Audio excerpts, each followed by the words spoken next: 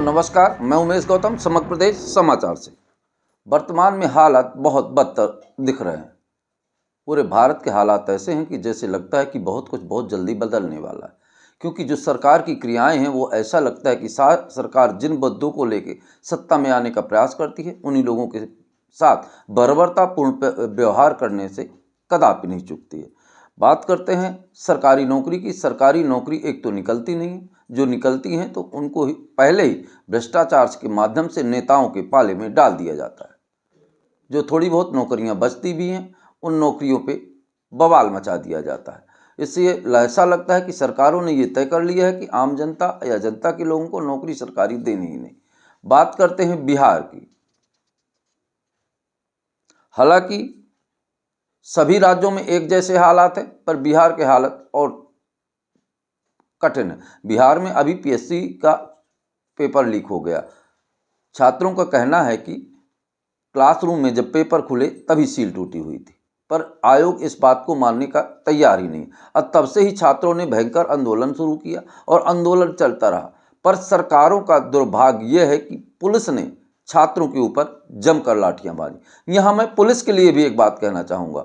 Police को भी अब ये बात सोचना चाहिए कि सरकार के गलत आदेशों का पालन करने के पहले एक बार उनको सोचना चाहिए कि ये जिन पर हम लाठियां चला रहे हैं क्या ये सही है, क्या छात्रों की मांगें गलत हैं।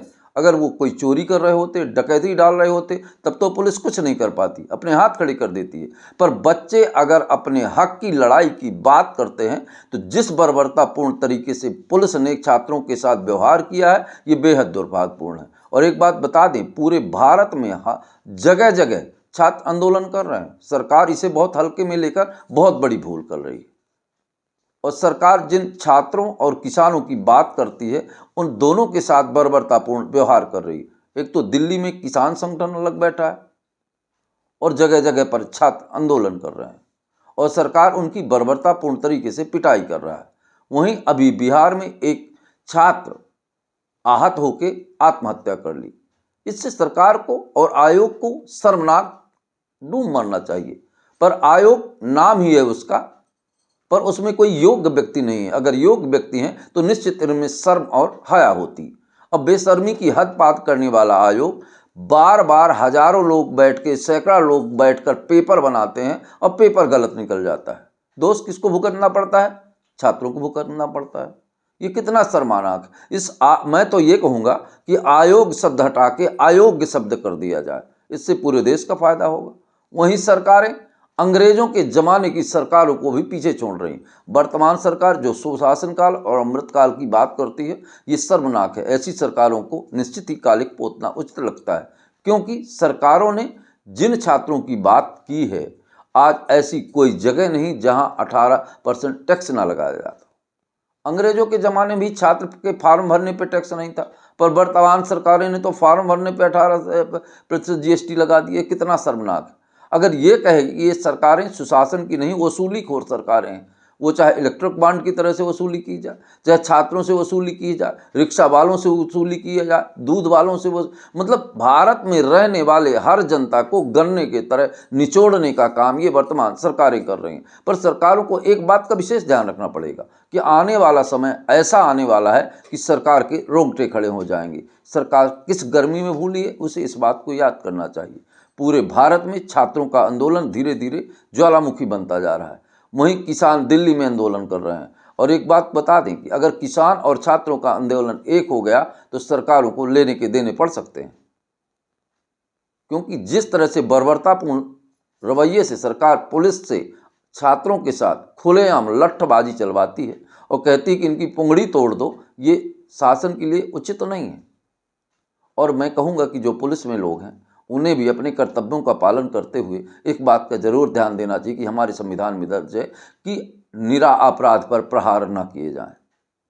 अगर उन्हें लगता है कि ये छात्र अपराधी हैं, निश्चित तौर पे आतंकवादी हैं, चोर हैं, डकैत हैं, हत्यारे हैं, तो इन पर निश्चित तौर पर डंडे नहीं लाठियों का प्रहार किया जाए।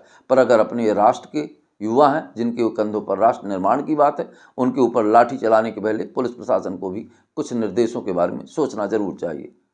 हालांकि सरकारों का क्या मकसद है आज तक समझ में नहीं आया, ये सरकार छात्रों के साथ क्या बर्ताव करना चाहती हैं। ये उन्हें नौकरी और रोजगार तो नहीं जो दे पा रही हैं, पर इतना जरूर कर रही हैं कि उनके नल्ले तोड़ रही हैं और छात्र आज आत्महत्या पर उतर आया। पहले तो किसान भर आत्महत्या करता था। मुझे तो ऐसा लगता है जिस तरह से मंडल आयोग, मंडल कमीशन बना था, छात्रों ने आत्मदाह किया था।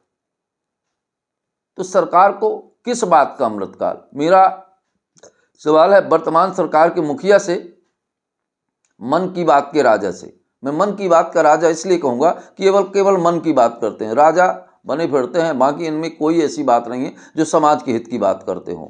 तो मन की बात वालों से, क्या छात्रों पर लाठीचार्ज करना उचित है? क्या पेपर लीक करना संविधान में है कि हर बार पेपर लीक किया जाए? क्या ये कहा जाए कि पेपर गलती हो गई तो अयोग्य लोग बैठे हैं, या सरकार के नेताओं जैसे लोग आयोग में भी इसी तरह के लोग बैठे हैं? तो शिक्षा का दायरा खत्म हो जा रहा है। दोस्तों नमस्कार। सर पर लग गई है क्या? ये लाठियां बरस गई, लाठियां बरस गई, लाठियां पड़ गई, लाठियां पड़ने लगी हैं। फिर से लाठी चार्ज, फिर से एक बार फिर से लाठी चार्ज हो गई है। ये लगातार छात्रों को दौड़ा दौड़ा के मार रहे हैं, पुलिस दौड़ा दौड़ा के मार रही है। हाथ तोड़ दिया लगता है, हाथ तोड़ दिया। गोली चलवा दीजिए, अब गोली चलवा दीजिए, आतंकवादी हम लोग। धीरे धीरे लाठियां बरस गई, लाठी चार्ज हो गया है, छात्रों पर लाठियां बरस गई हैं।